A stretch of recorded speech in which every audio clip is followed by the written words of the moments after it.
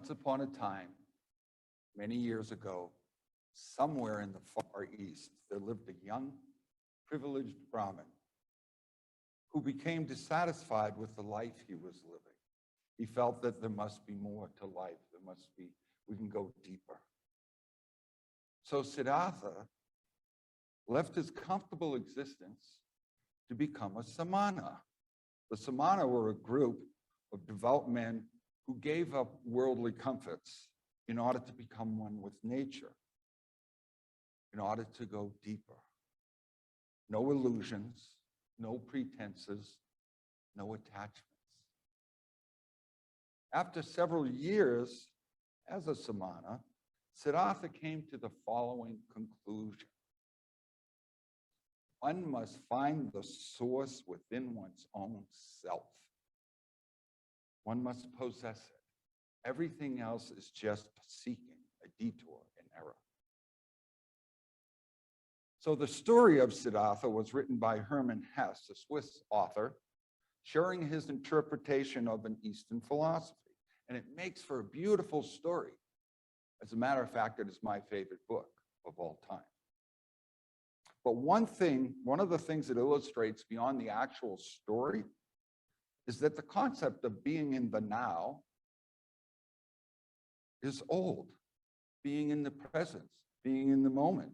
It's been around for years, for centuries.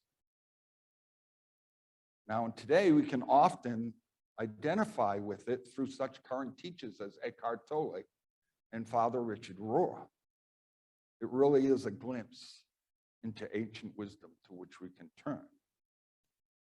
But now is not an indicator of time. Think of time as past, present, future. Think of now as vertical. The moment is about direct living and learning the art of living an unrehearsed moment. It's a path to the heart. Well, good morning, everybody. Thanks for having me. My name is Dr. Rod Hodge, and that's it. Bye. I want to welcome you all. It's a privilege to be here, an honor to all of those in virtual church. Welcome. I want to say hello to Scott and Carrie, Javin, my two sisters who are out in Massachusetts that may be tuning in. So hello to everybody. And I don't imagine that any of you have actually had the opportunity to hear me speak. Well, so it's going to be a new experience for both of us because I've never been here before. And before we get started, that accent is from Massachusetts, 30 miles north of Boston. And that's all I can say about it. But usually as I'm talking, there's a couple of people out there snickering when I say things like, you know, an R is supposed to be there and not an H, but we move on. I also want to wish everybody a happy Father's Day. When the child was asked to describe Father's Day, he said, it's just like Mother's Day, but you don't spend as much money on the present. That's the way it was in my family. You know, that's exactly. It's a great honor and a privilege, as well as a divine responsibility to be a father. Happy Father's Day to biological fathers, stepfathers, grandfathers, uncles, big brothers, godfathers, and those who are simply spiritual fathers to others. And let us not forget all the women who have taken on the role of father for the sake of children. Now, we're living in interesting, not challenging times, would you say? But when you get to be my age, it's like, when was life not interesting or challenging? The coronavirus has changed our lives forever. War in Ukraine, gun violence at home, runaway inflation. We face new challenges every day. But on the flip side, there has been so much love and compassion demonstrated. And it hasn't necessarily been from our leaders, but it has been from everyday people like you and me. It is a blessing. It is our love. Now, regarding today's talk, I want to encourage you to keep an open mind. You've never heard me before. And if nothing else, see if curiosity arises. And I encourage you to take responsibility for your own response and reactions. All right, because each of you will receive and interpret according to your own conditioning. Some of you may be taken back by what I have to say. Some may want to push back because perhaps you think I'm inferring that you're not doing it right. I'm not. Some may be not touched at all. I'm sitting there already thinking about hiking or kayaking, while others are out hiking thinking about God. Some may get some glimpse of possibility, and some might be inspired to go deeper. Simply, I am here to remind you and me who we truly are. So allow curiosity to happen, because this is going to be more of a review of what you already know. And I want to state up front that I've never had an original thought in my life. I'm certainly no religious scholar, and I'm for sure no kind of a mystic or sage. I suppose I'm more of a synthesizer. I read other people's material, I collect it, especially when I'm going through a challenge in life. That's what I do. I turn into. And I look for similarities. I look for a thread for what I'm dealing with.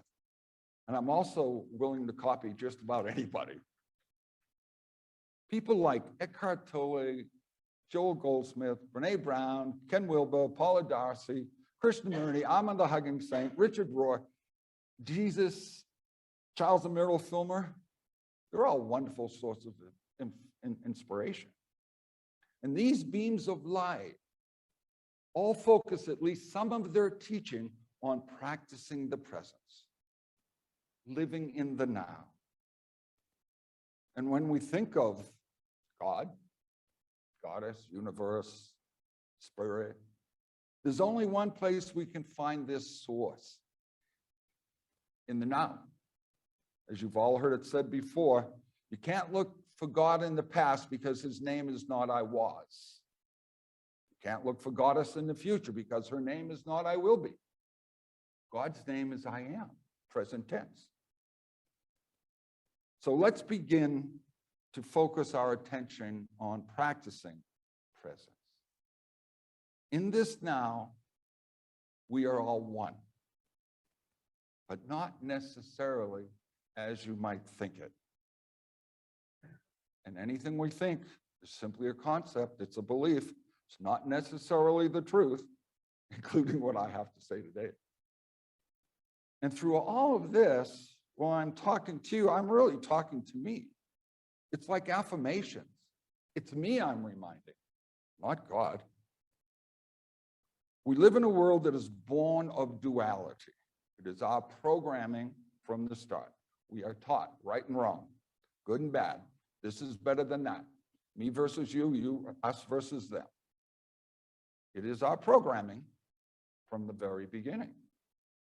From the moment we are born, our parents, our families, our friends, our schools, education, religion, churches, they all add to the programming. It's no wonder that people of different cultures don't see eye to eye. On the surface, we are all different. But here's the key. Oneness is not about the surface. Oneness is really not about worldly things.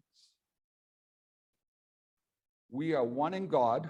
We are an individual expression of God, God expressing as us, and God's kingdom is not on the surface. What does unity suggest? God's kingdom is within. Now, we all know there are difficulties in life. We all have stuff. My stuff, your stuff, their stuff. And often we like to judge other people's stuff. My stuff doesn't stink, but your stuff. But basically, stuff happens. M. Scott Peck, in his book, A Road Less Traveled, begins with these words: life is difficult. We're going to be presented with challenges, he says. But once we recognize and accept this notion, the fact that life is difficult, no longer matters. We don't have to fight it. We don't have to suffer. Now, my sense is that we need to embrace our human conditions. We need to embrace life. God, life, love is always embracing us. But in our human condition, we have a tendency, I have a tendency, to forget the oneness that is real. But before we can embrace and include our weaknesses, our shortcomings, and our character flaws, we need to first recognize them and see them honestly. When we see them, take them in, observe them for what they are, we can release them and let them go.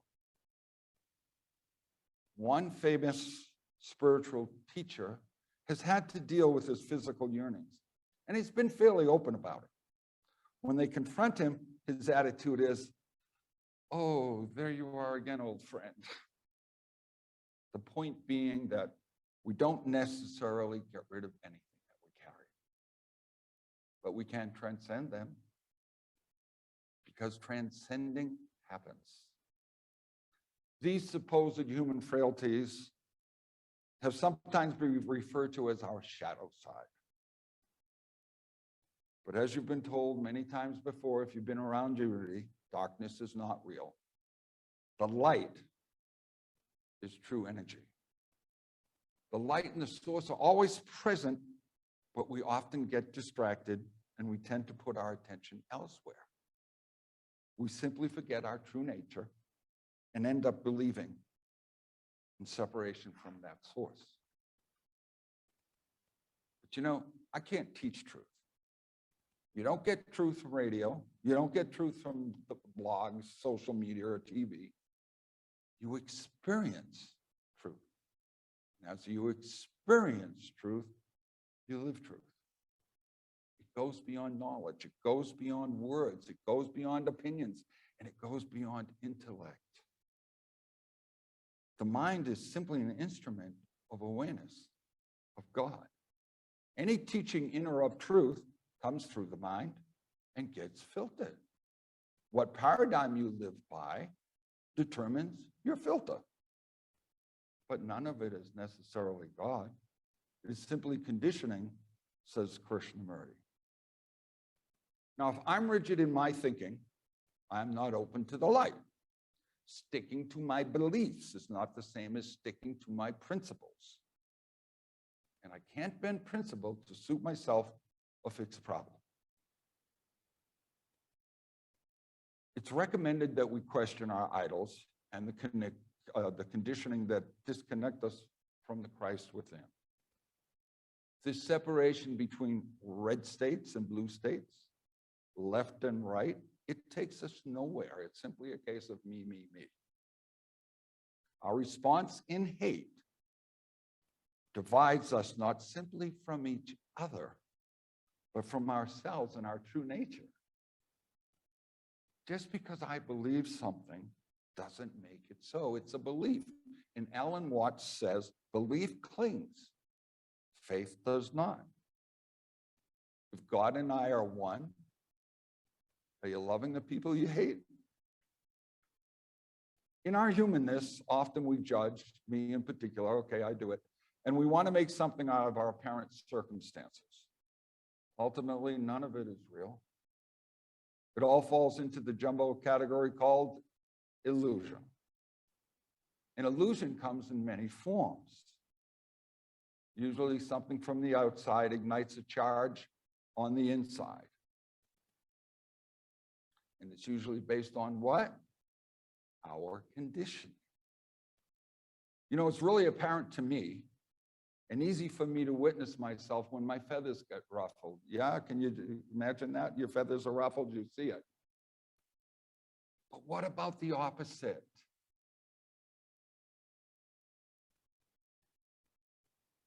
What about when things are good? Is there not possibly some illusion in that?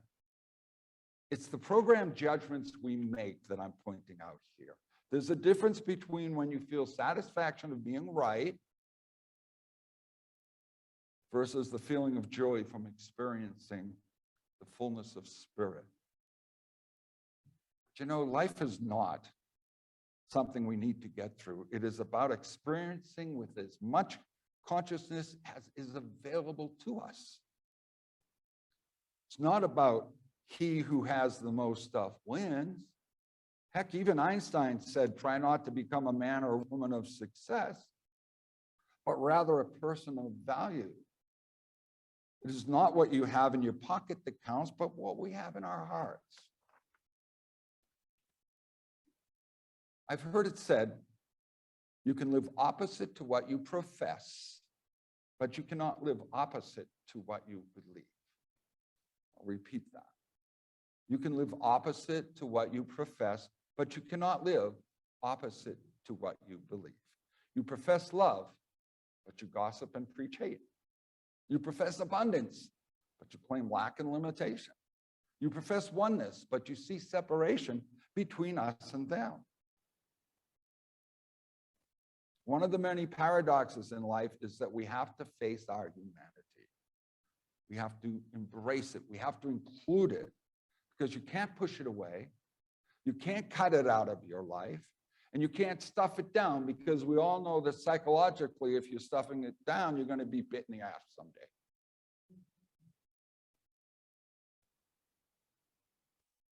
So we embrace and we include our humanity. And then we allow mystery to do the work. As I say, life is not a problem to be solved, but a mystery to be lived. When you live in the mystery, you have the opportunity to live in joy. The mystery is in the now. And the mystery can't be defined by its very nature. We can't define mystery. The Course in Miracles speaks to embracing the mystery. In AA, we turn our will and care over to a higher power. For me, to the Christ within. And then we allow mystery to do its thing. We choose to serve mystery and majesty, not limitation and lack, not separation and division. We go home, so to speak. We sit in silence. We ask questions, and we listen. We turn from resistance, and we say yes. Yes to spirit. And in this quiet develops a state of spiritual receptivity. We experience the Christ not by hearsay, but by actual demonstration, actual contact. When we turn to mystery, we do not crawl out of the hole that we have dug. We are lifted. It is called grace. Now, I want to encourage you to imagine a dance. The music starts, you head out to the dance floor. There is no goal, you just dance. Life is like that. Paula Darcy, in her book, A New Set of Eyes, raises some interesting points about the mystery. She experienced the loss of her husband and 22-month-old daughter in a car crash that she survived. She experienced heart-wrenching loss, and eventually, over time, the transformation of the pain. The power, she says, is not in the circumstances. There is a dance to life, she says. To experience it fully, you must be present. You are the dance. God is the dance. And you know, there's a difference between knowing about God and experiencing God. When you're living in the now, you are enough, just as you are. And there's such great joy in the understanding of this. Life is not always as it appears. Life is like a labyrinth. At times, we get close to the center, but then the path leads away out to the edge. But despite the appearance, we are always moving towards center. Mark Nepo says, what's in the way is the way. What's in the way is the way. So it behooves us to embrace who we are, embrace where we are. You can turn to gossip, whining, complaining, as I've been known to do on occasion, or you can turn inward to meditation, to the silence. Turn to the silence. Listen for that still small voice, because you can't hear God if you are doing all the talking. Now, a friend of mine was out riding her horse one day. As they were crossing a fairly deep stream, the horse stumbled and laid down on its side, trapping her leg underneath the horse. As the water came up to her nose, she thought, I'm going to die. And she distinctly heard a voice say, do you want to die? No, she screamed. Then kick the horse, kick the horse. She did, and is here to tell the story today of the voice that came out of nowhere. So, don't fight life. Let's not live in the past or the future. Let us embrace who we are in the difficulties in life. Embrace the mud. Buddha said, up from the mud grows the 1,000-petaled lotus. And let me close with my favorite catchphrase. We want peace. We want joy. We want improved relationships. We want abundance. But remember this. I have to love God more than what it is I think I want. I have to love God more than what it is I think I want. And in order to truly love God, we must be willing to love ourselves. And that, my friends, is always done in the now. Thank you for having me. Namaste.